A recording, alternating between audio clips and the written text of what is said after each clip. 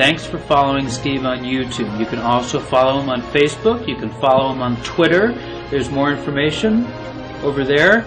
Now let's go see the Tired Old Queen. Where have you been, Johnny? Come on. Tired Old Queen at the movies. Johnny, for Oscars, one of my favorite performances that didn't win but got nominated, Rosalind Russell in Auntie Mame, 1958, directed by Morton DaCosta. This movie is so hysterically funny. It covers the relationship between an aunt and her nephew over several decades. She lives in Beekman Place in New York, and she's wildly eccentric. Now, I called you yesterday. Where are you? Hello, May. Hello, darling. I'll be with you in just a minute. Vladimir. Incredibly funny. And Roz was up for Best Actress of the Year in 1958. It was the highest grossing movie, but she lost to my favorite actress, Susan Hayward. I know nothing about any murder! Nothing! Comedy actresses awards are seldom given, and I don't know why. Judy Holliday's one, Glenda Jackson is another, Helen Hunt is another. Very, very seldomly. I guess people think comedy's easy. No! You do have a bust. Oh. This movie is absolutely drop-dead terrific. Roz had done it on stage. Her career kind of petered out in the late 40s, and she went to Broadway very smart, and she did a musical version of My Sister Eileen called Wonderful Town, and she won a Tony Award. And then Patrick Dennis wrote a book called Auntie Mame, and then Lawrence and Lee, who had done Inherit the Wind, wrote the play version, and they gave it to Roz. And this was, of course, the basis of the musical Mame, which made Angela Lansbury an overnight sensation.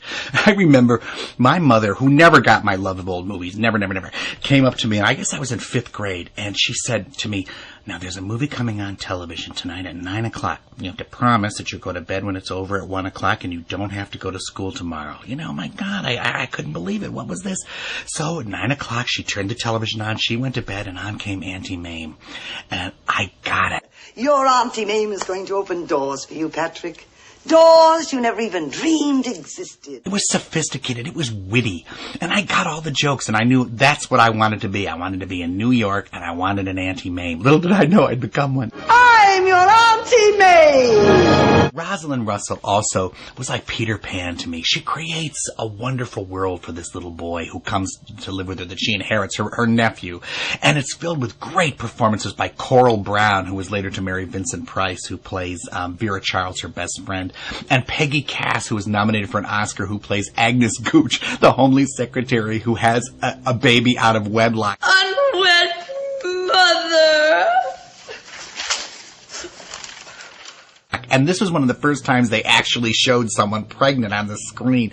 The timing is fabulous. Roz gets a job at one point for a law firm called Whitcomb, Gutterman, Applewhite, Biberman, and Black, and she has to answer the phones, and every morning she goes, Whitcomb, Gutterman, Applewhite, Whitcomb, Gutterman, Mr. Applewhite, Mr. Biberman, Mr. Huberman. It's one of the funniest things I have ever seen in my life. But it was the music. Yeah. And it's just one of the most heartwarming, sophisticated, glamorous, terrific vehicles any actress could ever hope to get. And thank God they gave it to Roz.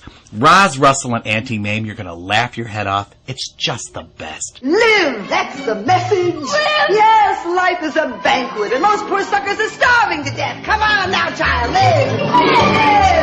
Let's go and live!